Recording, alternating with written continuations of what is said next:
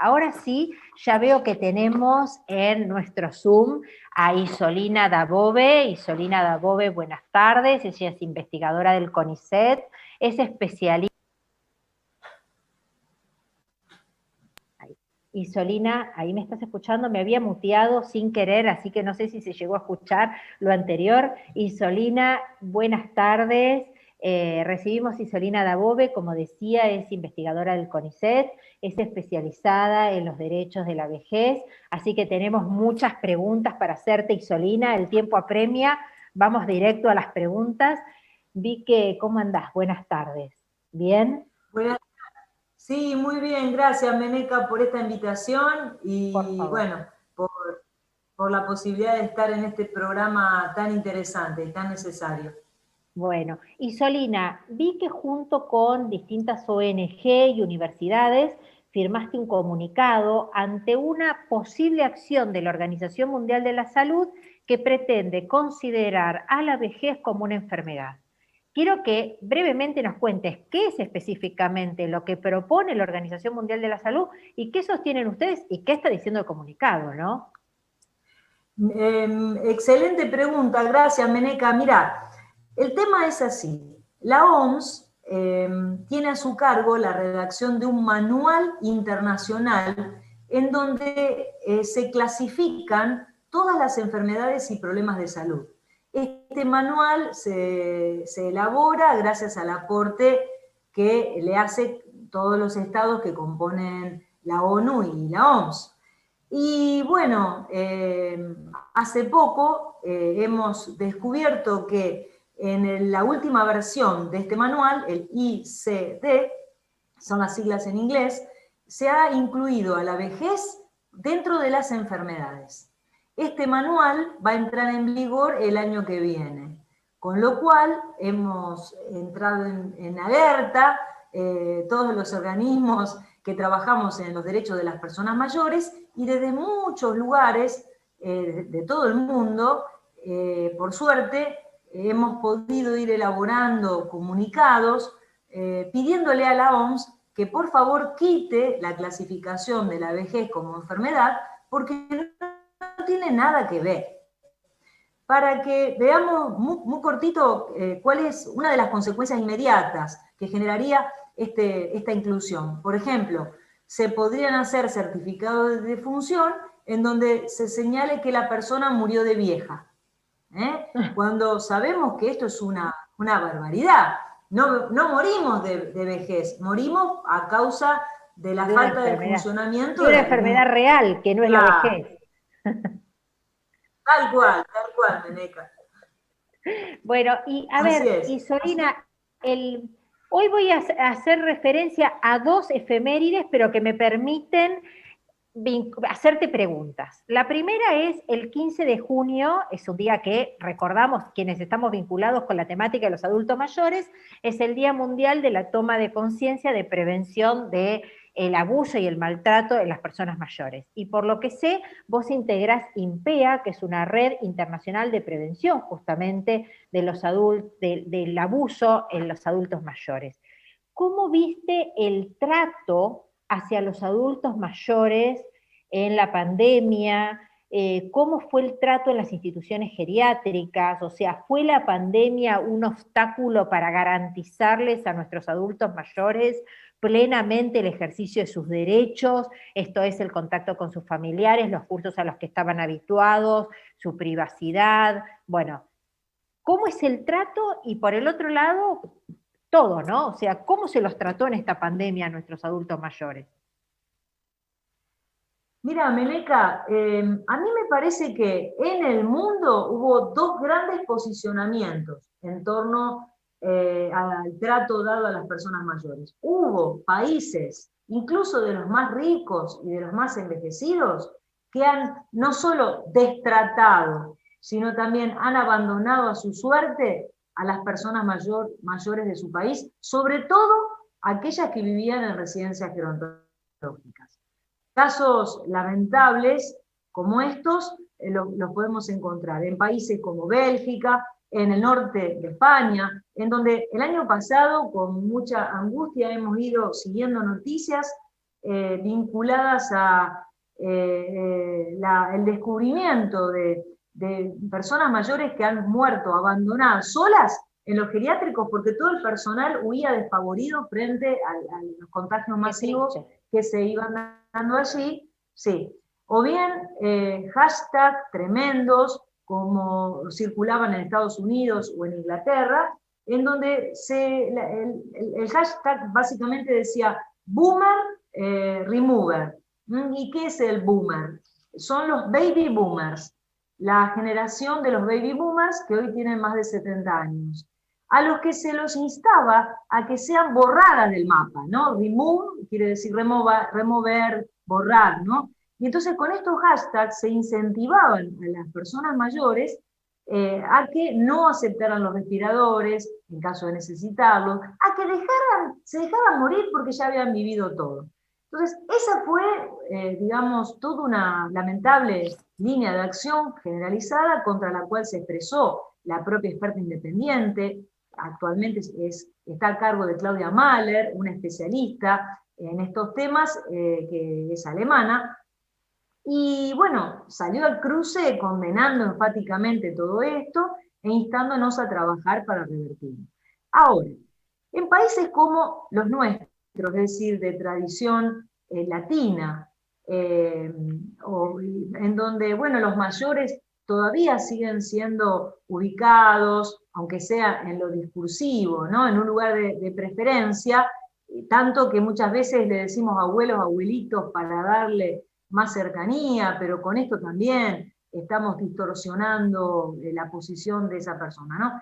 En nuestra región, como lo hizo Argentina, a mi criterio las respuestas han sido más bien paternalistas, al menos en la intención. El caso que grafica esto fue el famoso permiso obligatorio que debían tramitar las personas mayores de 70 años en Buenos Aires para poder salir a la calle a hacer trámites básicos que a todos nosotros nos estaban permitidos. Entonces, bueno, por suerte después esto se revirtió mediante una decisión judicial y el gobierno de la ciudad estuvo muy, muy bien en admitirlo sin presentar batallas, sino que se allanó. Eso habla muy bien también de la gestión, pero lo cierto es que la medida adoptada responde a una lectura de la vejez que sigue pensando en la asociación en la enfermedad, en la imposibilidad, incompetencia para entender la realidad, etcétera, etcétera, que no es la adecuada. Y que genera, digamos, no solo hechos de discriminación, sino también que en algunos casos rayan la violencia. Porque si vos le das el mensaje a la población de que todas las personas de 70 años no comprenden la realidad, mejor hay que cuidarlas, actuemos nosotros por ellas, porque pobrecitos no entienden nada, eso habilita a una escalada de desvalorización creciente de la persona mayor, que va a dar lugar a que una persona que se sienta ama o amo, someta al otro con no solo la manipulación de sus bienes y sus libertades, sino directamente pegándole, atándolo, ¿no? Con la excusa de cuidarlo, despojándolo de sus bienes. Y en Solina, el paternalismo tampoco nos sirve. Esos han sido, me parece, los dos. No, perdón, termina, discúlpame, te interrumpí. No, Meneca, eso eran las dos grandes posiciones. Abandono o... Sí. Tenía que ver justamente con esto que vos estabas diciendo, ¿no? Que hoy muchos trámites, producto de la pandemia, son virtuales. Y si vos creés que todos los adultos mayores están en condiciones de hacer esos trámites en forma independiente, o el Estado debiera de alguna manera capacitarlos. Yo hasta llegué a escuchar esto de el analfabetismo digital, ¿no? Entonces, ¿vos creés que hay una falta de cumplimiento del Estado en capacitar al adulto mayor para que pueda estar en condiciones de hacer esos trámites virtuales en forma independiente, sin depender de otro, ¿no? Sin depender de un familiar, que muchas veces puede llegar hasta no hacer lo que el adulto mayor desea que se haga? Sí, totalmente de acuerdo, Meneca. Hay un analfabetismo digital de parte de las personas mayores a causa de los viejismos que nos hacen creer que ninguna persona mayor puede aprender, que los viejos ya no aprenden nada, ¿no? Que tienen todo el cerebro oxidado. Perdón que hablen estos términos, pero son las imágenes que circulan en el imaginario colectivo. Eso por un lado. Por otro, estos mismos viejismos hacen que el Estado tampoco se sienta obligado a invertir. No voy a invertir en implementar un programa de capacitación a gente que no lo va a poder aprovechar porque nada puede aprender, ¿no? Y es un círculo vicioso. Entonces, contra esto hay que estar muy atentos, y las pruebas se han visto aquí mismo en Argentina. Recordarás, Meneca, aquel famoso Viernes Negro, en donde todas las personas mayores desesperadas fueron a la calle a cobrar su jubilación, porque nadie las había capacitado como correspondía en el uso de la tarjeta de débito. Entonces, si no tenían miedo o no sabían cómo usar debidamente la tarjeta de débito, imagínate con un Zoom o con una computadora para poder mandar un mensaje a sus nietos. O sacar la clave de seguridad social, o sacar la clave de seguridad social en la página de ANSES para hacer un trámite tan sencillo como el cambio de banco o el cambio de la obra social. ¿Cuántas veces escuchás que el adulto mayor te dice, necesito ingresar a la página de ANSES para hacer ese trámite, y prefiere llamar al 130, para lo cual está quizás todo el día intentando conectarse porque tiene miedo a entrar en la página web, que es un trámite de 2 minutos.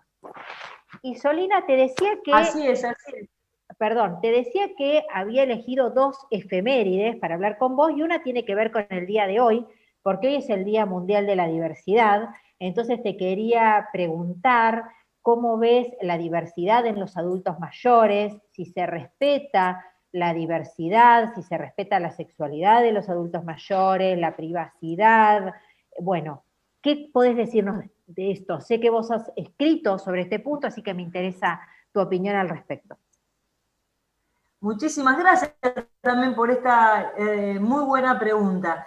Mira, las personas mayores de esta generación, es decir, lo que hoy tienen 60 hasta más de 100 años, en general han vivido bajo un esquema tradicional de significación de la sexualidad.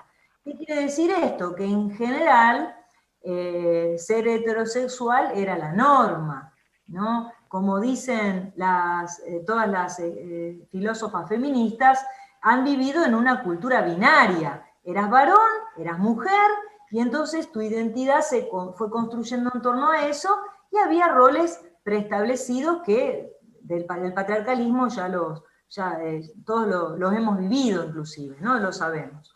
Entonces, entre la población de las personas mayores, o sea, 75 y más años, es más difícil, es minoritaria la presencia de personas que se hayan animado a mostrar sus verdaderos deseos o sus verdaderas preferencias en diversidad al modelo heterosexual.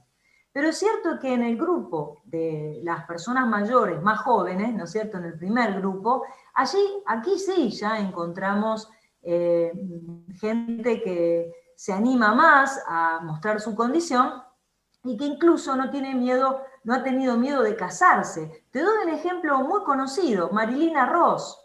Marilina Ross se casó hace muy poco, en el 2011 más o menos. No sabía, me acabo de enterar. Mirá vos.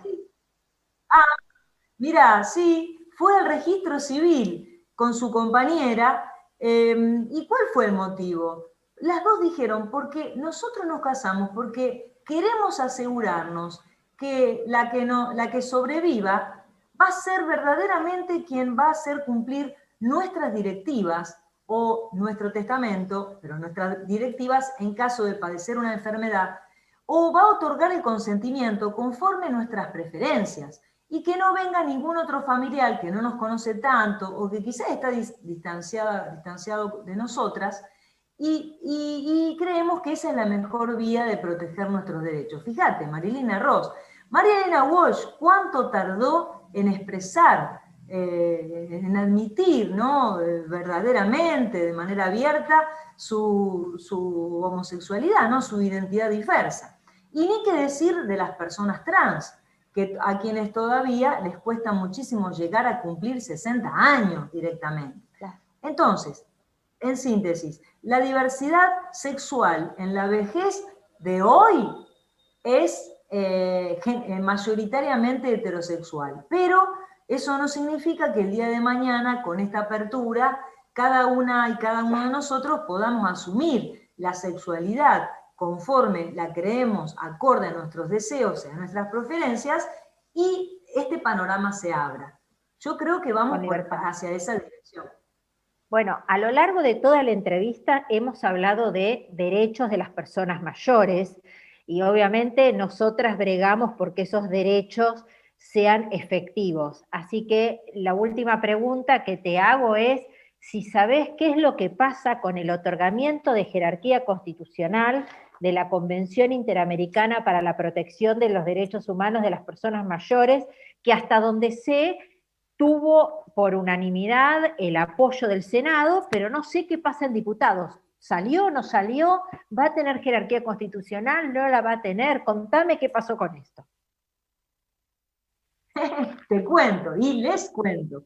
Efectivamente, el año pasado, en noviembre, por unanimidad, el Senado aprobó otorgarle jerarquía constitucional gracias a la iniciativa de la senadora Norma Durango, que es de La Pampa.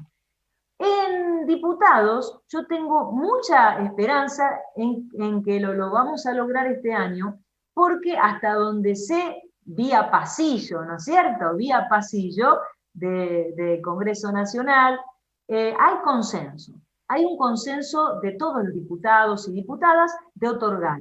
Incluso más, sé que la diputada Gabriela Cerruti está detrás de la movilización del proyecto que llegó del Senado a diputados para lograr finalmente esta aprobación. Así que yo soy muy optimista, sin duda a fin de año vamos a contar con un tratado más como parte del bloque de constitucionalidad, y con eso daremos las mejores garantías de los derechos humanos de las personas mayores, y quitándolos de este lugar de Kelper, si me permite la expresión, de ciudadanos de segunda, cuando no se les reconocen en igualdad de condiciones que todas las demás, los mismos derechos que las personas mayores tienen por derecho propio.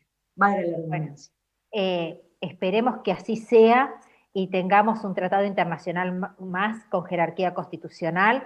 Te agradezco, Isolina, por formar parte de este programa de Adultos Mayores, sus derechos hoy. Además está decirte que te vamos a invitar en un próximo programa más, así que muchísimas gracias, ha sido un placer contar con vos. Agradezco a todos por estar presentes una vez más en nuestro programa. Los esperamos el lunes que viene a las 17 horas. Les pedimos seguir cuidándose, usar barbijo, distanciamiento social, lavarse las manos, y nos vemos en Adultos Mayores, sus derechos hoy, el lunes que viene a las 17 horas. Muchas gracias a todos.